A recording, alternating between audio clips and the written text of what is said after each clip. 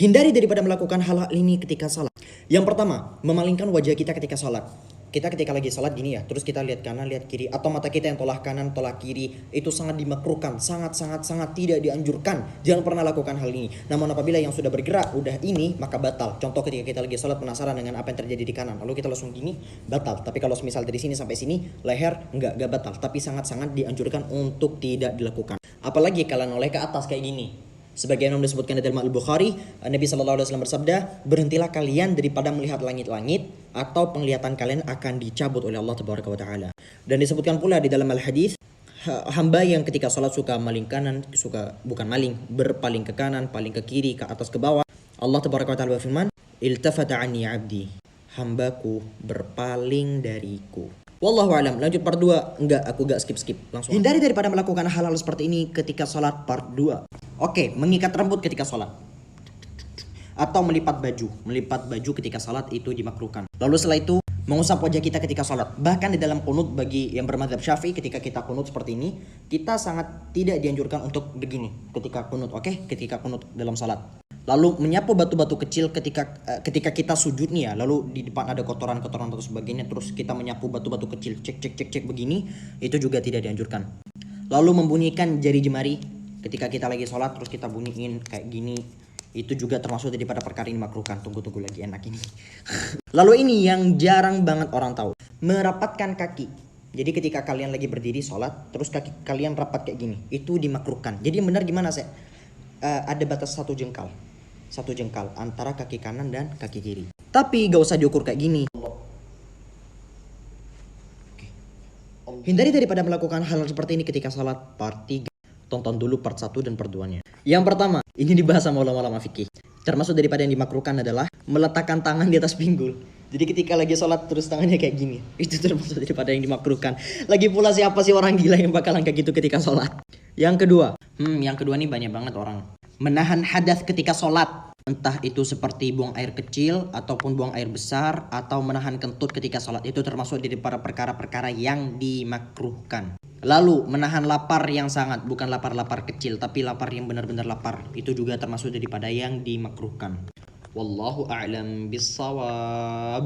Semoga bermanfaat teman-teman ya. Diikutinya. Kedodoran tuh maksudnya gimana? Aku gak pernah pakai mukena by the way. For your information. Takut nanti ada yang ngira Husan sholatnya pernah pakai mukena atau enggak. Enggak lah, bercanda, astagfirullah. Mungkin maksud kamu kedodoran itu sampai memperlihatkan aurat kamu gitu ya pas lagi pakai mukena. Hukumnya langsung pasang. So, aurat bagian manapun yang ada pada tubuh seseorang ketika sholat, lalu itu tersingkap, terbuka, dan itu belum selesai sholatnya, cepat-cepat pasang kembali. Gak batal kok. For example, contoh ini jatuh. Ya gak aku contohin juga. Maksud aku kayak, anggap aja ini kayak tiba-tiba jatuh, seret sampai auratku kebuka ke sini. Aku langsung ke atas, terus pasang di sini. Kayak gitu, oke? Enggak, aku gak contohin, aku gak gila. Kata siapa pacaran tuh gak boleh? Boleh. Dengerin sampai selesai. Silakan buka dari pendapat madzhabul arba'ah, dari 4 mazhab semuanya memperbolehkan secara mutlak bagi perempuan. Bahkan dianjurkan bagi perempuan yang telah menikah untuk pacaran.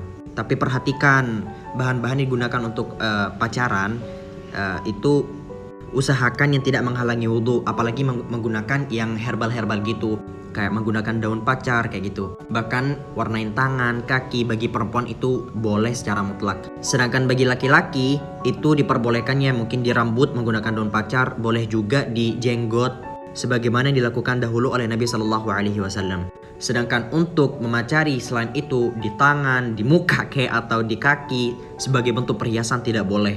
Bolehnya untuk apa? Sebagai bentuk alternatif pengobatan atau penyebab-penyebab lainnya yang semisal itu memang benar-benar dibutuhkan. Oke, ini adalah pertanyaan yang bagus. Kapan seorang makmum itu membaca Al-Fatihah bagi bermadzhab Syafi'i ya? Karena di beberapa mazhab makmum tidak diwajibkan untuk membaca Al-Fatihah. Qiraatul imam, qiraatul makmum. Iya, kayak gitu kalau gak salah bahasanya.